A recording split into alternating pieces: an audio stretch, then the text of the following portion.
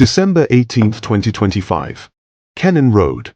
It's one of the most scenic, yet treacherous zigzag roads in the Philippines, leading up to the summer capital, Baguio City. Around 3 p.m., a black SUV pulls over near Camp 4.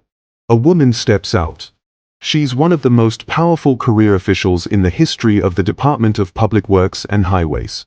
Dr. Maria Catalina Cabral, known to colleagues as Cathy, tells her driver she needs some fresh air.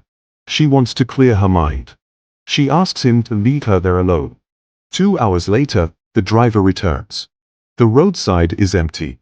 By midnight, search and rescue teams find her body 30 meters down a ravine, resting near the Bude River. She was the woman who knew where all the ghost projects were buried. Now, the question is, did those secrets go into the ravine with her? To understand why this death sent shockwaves through Malacanang and the Senate, you have to understand who Cathy Cabral was.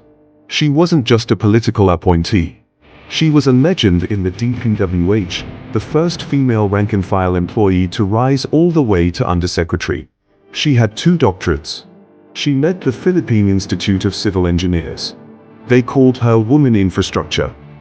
But in 2025, that illustrious 40-year career hit a wall.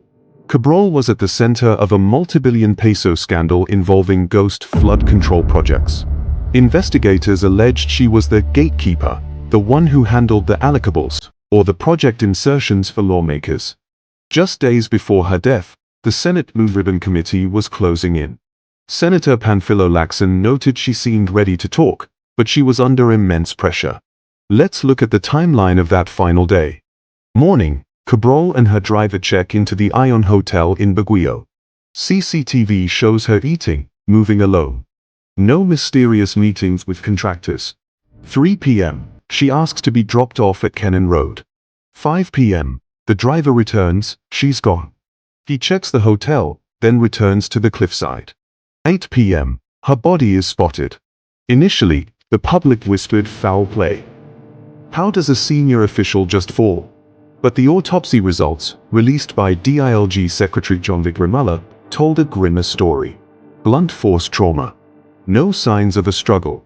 No skin cells under her nails. No defensive wounds. By December 22nd, the official word from the DLG was suicide. But for many, the why is just as haunting as the how.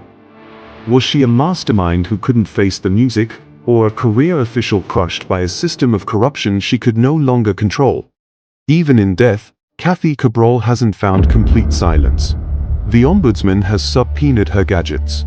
Her phones and laptops are now the most wanted pieces of evidence in the Philippines. Investigators are looking for the threats she might have received in her final week. Secretary Ramala made one thing clear: death does not mean the wheels of justice stop. The government is still pursuing civil forfeiture to recover the billions lost in those flood control anomalies. Cathy Cabral's story is a tragedy of a brilliant career ending in a dark ravine. It's a reminder of the human cost of high-level corruption and the secrets that people take to their graves.